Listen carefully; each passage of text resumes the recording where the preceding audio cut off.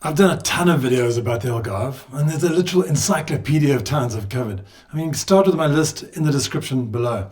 Now, one little hidden gem I've missed is this one.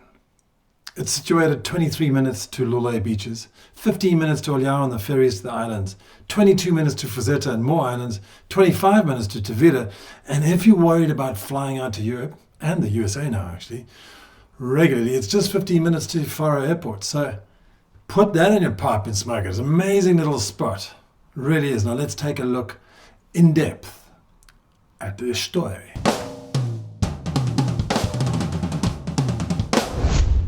If you've been watching my videos, you'll have learned that the historical timeline in Portugal, and for most of Europe, started with the various Celts, then Romans, the Moors, and eventually the Portuguese, who took back Portugal from the Moors.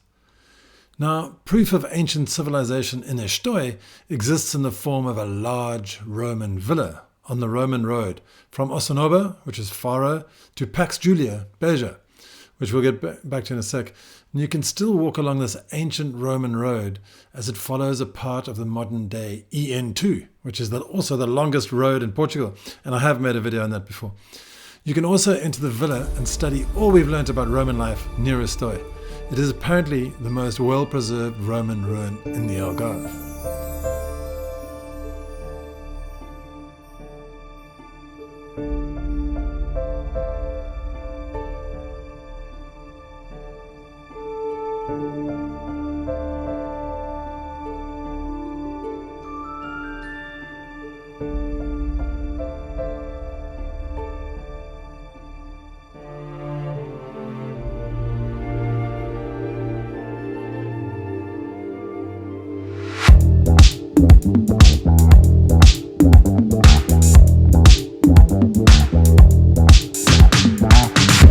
In the 15th century, some enterprising young believers built a church here, but it was damaged significantly in the 1755 earthquake. It was restored and further updated in the 19th century to its current neoclassical splendor. The architect was an Italian named Francisco Xavier Fabri, who also worked on the Arco de Villa in Faro. Now that's a masterpiece. It was also known as the Arab Gate back in the day, but just in case you've heard of it in another name. The third and possibly the most notable important icon in Estoi is the Estoi Palace. Now this was built by a chap with a multitude of names. Let's call him Francisco again for simplicity's sake. But his real name was Francisco, actually. Sadly, his wealthy father passed on, leaving him some land and naturally a large lump of cash. And in 1782, he may have contracted a royal architect, the one who designed the Queluz Palace in Lisbon, and he commenced construction on his dream home. In later years, Francisco's descendants died off, and the place fell into disrepair. But another completely different Francisco, this time José Francisco da Silva, came upon the derelict home in 1893 and he restored it. It was once again inaugurated in 1909 and it is now a building of public interest, having been bought by the Faro municipality in 1987.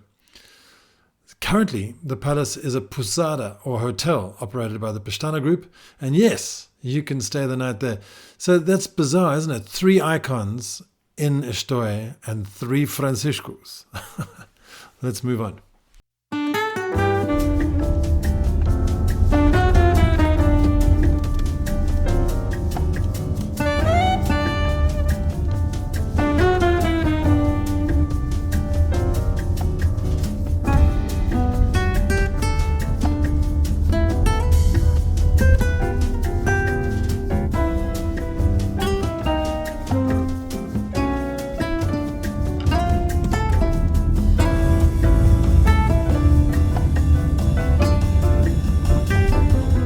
I just thought I'd take you on a relaxed little drive through Estoi so you can see what it's really like, because some of these walls are a little bit grubby, the floors are a bit scuzzy, and there's like sort of weeds in places, and it feels like it's an old Wild West town where no one inhabits, but there's actually almost 1,300 people living here, and there's quite a lot going on. So let me throw out a few points of places that are probably important for you to know that there are in Estoi.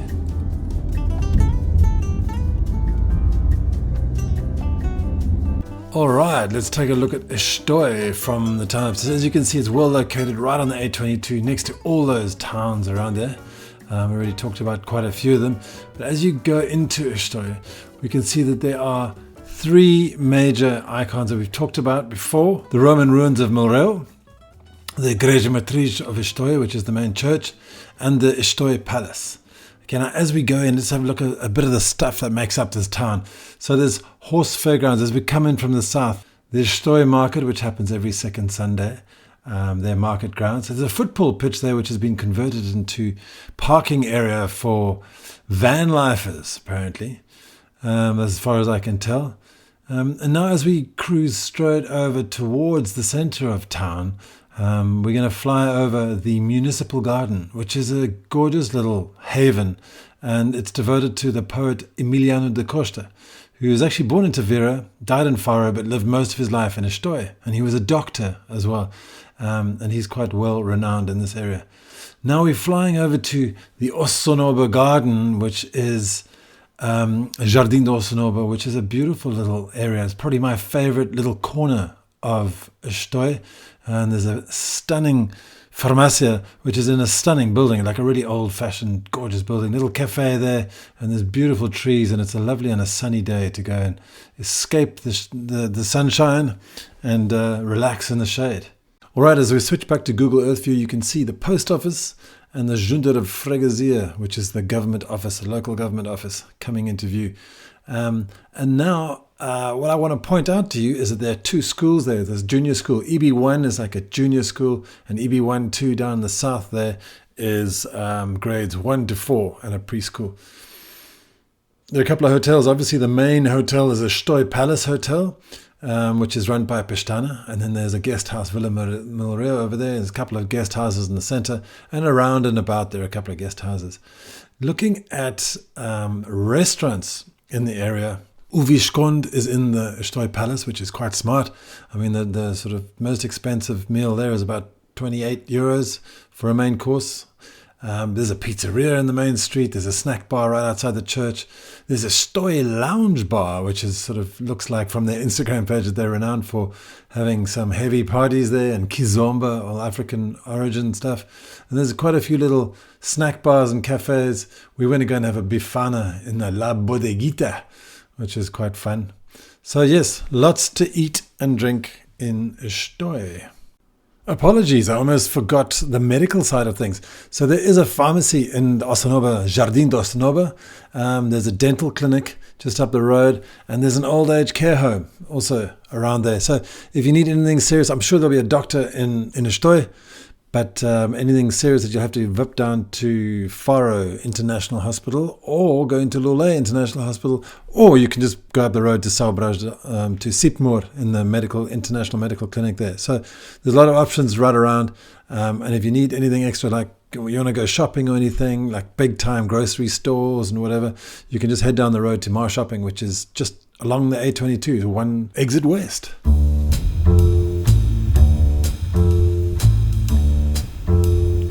Generally, when you're looking at purchasing in an old village like this, you'll be needing to renovate.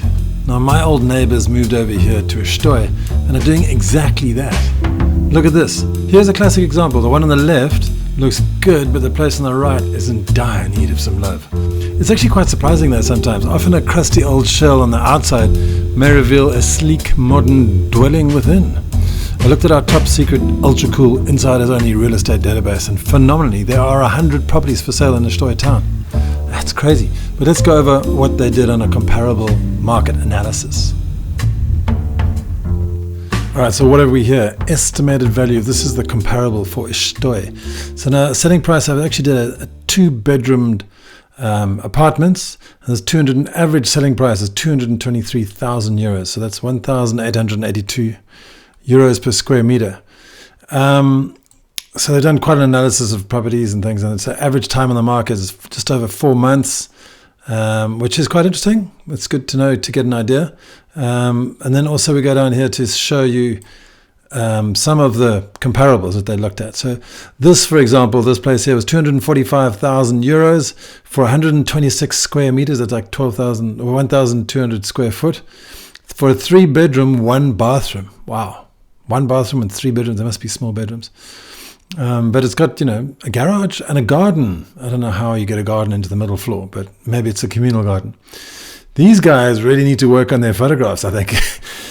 This is 198,000, which has been sold, 2-bedroom, 123 square meters. So it's must be a larger size bedroom, which is a bit better. And then again, almost exactly the same, 123 square meters. So this shows you what's actually on in town, but there's a whole other thing out of town.